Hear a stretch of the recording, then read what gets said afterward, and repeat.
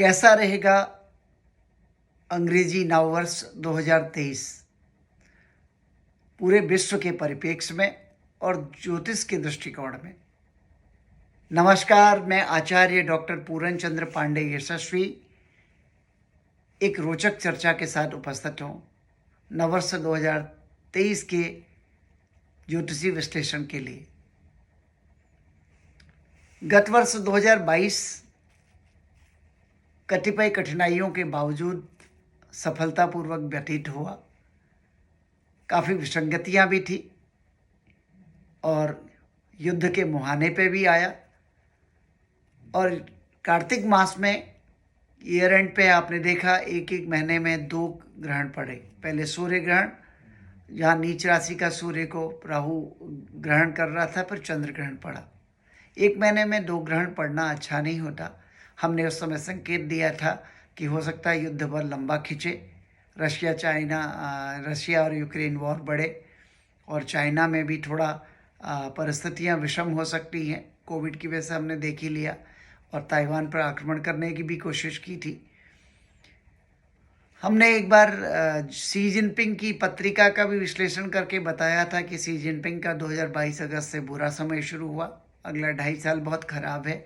इसमें निकट भविष्य में उनके सत्ता छिनने के भी योग बन सकते हैं। सारी परिस्थितियों का हम आकलन करेंगे और ये नववर्ष कैसा रहेगा सामाजिक दृष्टिकोण से, आर्थिक दृष्टिकोण से और सामरिक दृष्टिकोण से, भौगोलिक परिस्थितियों का क्या समाकलन होगा, इस वर्ष हम ज्योतिषी विश्लेषण करेंगे।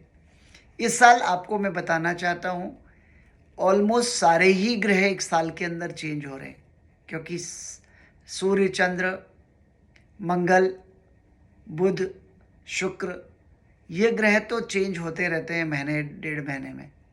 लेकिन जो बड़े ग्रह हैं, जैसे बृहस्पति साल में एक बार चेंज होता है, शनि 2.5 साल में एक बार परिवर्तन करता है राशि का, राहु केतु 1.5 साल में अपनी राशि का परिवर्तन करते हैं। ऐसी रेयर स्थिति आती है कि सभी ग्रह एक साल में अपनी स्थितियां परिवर्तित करती हैं। वो 2023 बनता है कैलेंडर ईयर में, जहां सारे ग्रह अपनी राशियों को परिवर्तन करेंगे और उसका शुभ अशुभ दोनों फल हो सकते हैं।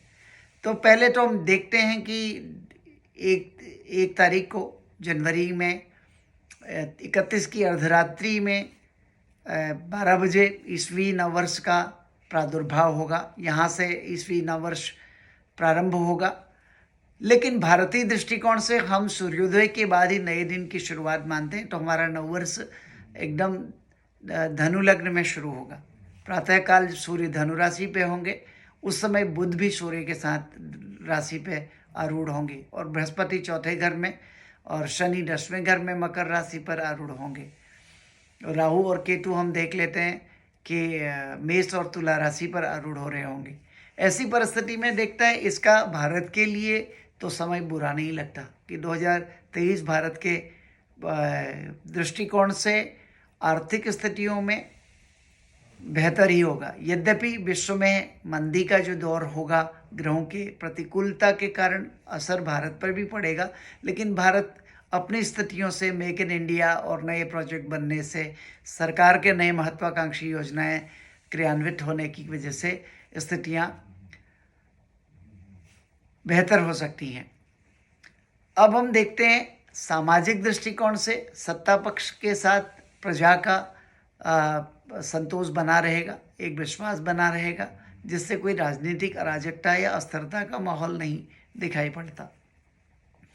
दूसरा, आर्थिक स्थिति हमने बताई कि देश की स्थितियां और देशों से बेहतर होगी, जीडीपी थोड़ा ग्रो कर सकती है।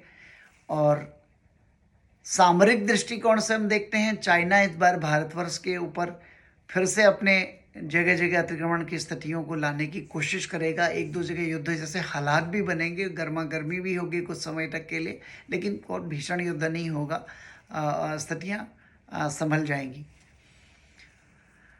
लेकिन हमने देखा है रूस और ताइवान का युद्ध आगे चलता रहेगा।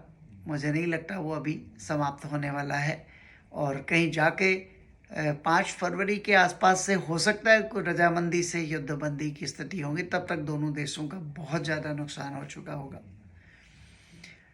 हम देखते हैं नॉर्थ कोरिया, साउथ कोरिया में भी तनातनी हो सकती है, वहाँ भी स्थितियाँ थोड़ी सी तनावपूर्ण हो सकती हैं, शायद नियंत्रण हो जाए। मिडिल ईस्ट में कुछ कंट्रीज में आपसी मतभेद, वैमनस्य की वजह से वहाँ भी युद्ध की स्थितियाँ और अराजकता फैल सकती हैं। हम बात करते हैं पश्चिमी देशों की। यूरोप में काफ़ी अस्थिरता, राजनीतिक अस्थिरता हो सकती है लंदन में और यूके में, और उसका प्रभाव ये पड़ेगा कि वहाँ आर्थिक स्थितियों पे भी और व्यापार पे भी मंदी आ सकती है और उनकी इकॉनमी भी थोड़ी गिर सकती है। यूरोपीय देशों में भी थोड़ी अस्थिरता, अराजकता की स्थितियाँ दिखाई पड़ रही हैं और उसके कारण आर्थिक स्थितियों में भी प्रभाव पड़ेगा। वैश्विक स्तर पर देखें, थोड़ा मंदी का दौर आ सकता है और थोड़ा सा लोगों की नौकरियां जा सकती हैं। यद्यपि पूरी तरह से लोगों के साथ ऐसा नहीं होगा, कुछ लोगों का अभ्युदय भी होगा। और कनाडा और अमेरिका के परिप्रेक्ष्य में भी स्थितियाँ ज़्यादा अच्छी दिखाई नहीं पड़ती। तो कुल मिला के 2023 मिला जुला परिणाम देगा। भारतीय स्थितियों को देख करके तो लगता है कि स्थितियाँ ठीक रहेंगी, भौगोलिक परिस्थितियाँ अच्छी रहेंगी, लेकिन विश्व के परिप्रेक्ष्य में देखा जाए, कुछ कुछ ग्रहों का राशि संचार ऐसा हो रहा है जो युद्ध की स्थितियाँ बन सकती हैं और थोड़ी अराजकता की स्थितियाँ भी बना सकती हैं। बस इसी बात को लेकर के हम आपका व्यक्तिगत राशि फल कैसा होगा, मेष राशि से मीन राशि के लिए कैसे उसके प्रभाव होंगे, अलग अलग हम उसका समाकलन करेंगे और हम एक एक वीडियोज़ आपको भेजते जाएंगे राशि के हिसाब से, ताकि आप उन वीडियोज़ को सुनेंगे और उन वीडियोज़ के हिसाब से अपने जीवन में उसको अमल कर सकते हैं और आपके लिए क्या बचाव और निवारण के उपाय होंगे, कैसे आप अपने जीवन में ग्रहों की अनुकूलता को प्राप्त कर सकते हैं और अच्छे परिणाम प्राप्त कर सकते हैं, उस पर भी चर्चा करेंगे। तब तक के लिए धन्यवाद, नमस्कार, राधे राधे।